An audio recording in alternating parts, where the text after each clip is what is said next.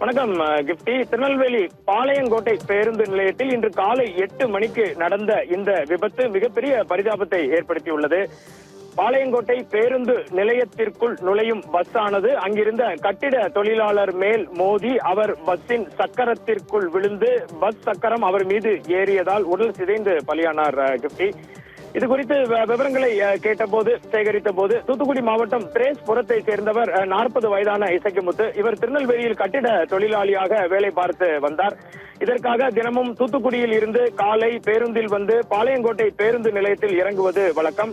அதே போல இன்று காலையில் பாளை பேருந்து நிலையத்திற்கு வந்து இறங்கிய அவர் டீ குடித்துவிட்டு பஸ் நிலையத்திற்குள்ளே பாளையங்கோட்டை பேருந்து நிலையத்திற்குள்ளாக பஸ் உள்ளே செல்லும் பகுதியில் ஒரு புறத்தில் இருந்து மற்றொரு புறத்திற்கு செல்ல முயன்றுள்ளார். அப்போது அந்த வழியாக வந்த தனியார் டவுன் பஸ் ஒன்று இசக்கிமுத்துவை இடித்து தள்ளியது. பேருந்து மிக அதிக வேகத்தில் வந்ததால் இடித்து தள்ளியதில் கீழே விழுந்த இசக்கிமுத்துவின் மீது கண்ணிமைக்கும் நேரத்தில் பேருந்தின் பின்பக்க டயர் ஏறி இறங்கியது.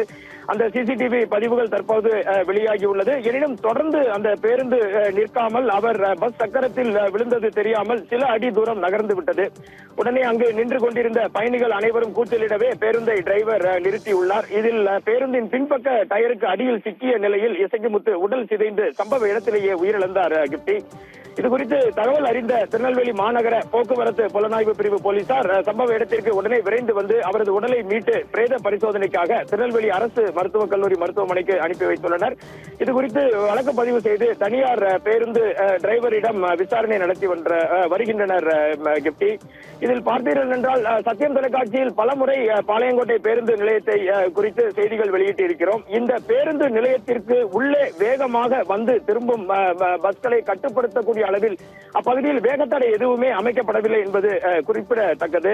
பாளையங்கோட்டை பேருந்து நிலையம் ஸ்மார்ட் சிட்டி திட்டத்தின் கீழ் பல கோடி ரூபாய் செலவில் பழைய பேருந்து நிலையம் இடிக்கப்பட்டு புதிதாக கட்டப்பட்டது. தற்போது அந்த பேருந்து நிலையமானது பல பேருந்துகள் உள்ளே வராத நிலையில் பஸ் நிறுத்தமாக மாறிவிட்டது என்றே பலமுறை சத்தியம் தொலைக்காட்சியில் செய்தி வெளியிட்டிருந்தோம்.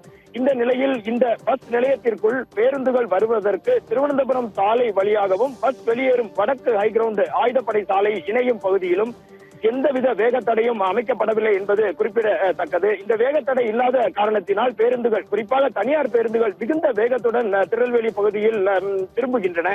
இதனால் அந்த நேரத்தில் சாலையை கடக்க முயற்சிப்பவர்கள் விபத்தில் சிக்கும் சம்பவம் அடிக்கடி நடந்து வருகிறது. மேலும் இந்த பேருந்து தளத்தின் முதல் தளத்திலேயே சார் பதிவாளர் அலுவலகம் என அரசு அலுவலகங்கள் செயல்படுவதால் ஏராளமான வாகனங்களும் பொதுமக்களும் வந்து செல்கின்றனர். மக்கள் நடமாட்டம் அதிகமாக இருந்து வரும் நிலையில் பேருந்துகள் மெதுவாக வந்து உள்ளே திரும்பும் வகையில் மிகப்பெரிய அளவில் வேகத்தடை அமைக்க அதிகாரிகள் உடனடியாக நடவடிக்கை எடுக்க வேண்டும் என்பதும் சமூக ஆர்வலர்களின் கோரிக்கையாக உள்ளது. எது எப்படி இருந்தாலும் இன்று காலை தூத்துக்குடியில் இருந்து திருநெல்வேலிக்கு வேலைக்கு வந்த ஒருவர் எதிர்பாராத நேரத்தில் சம்பவ இடத்திலேயே உயிரிழந்தது இப்பகுதியில் மிகப்பெரிய பரிதாபத்தை ஏற்படுத்தியுள்ளது கிப்டி.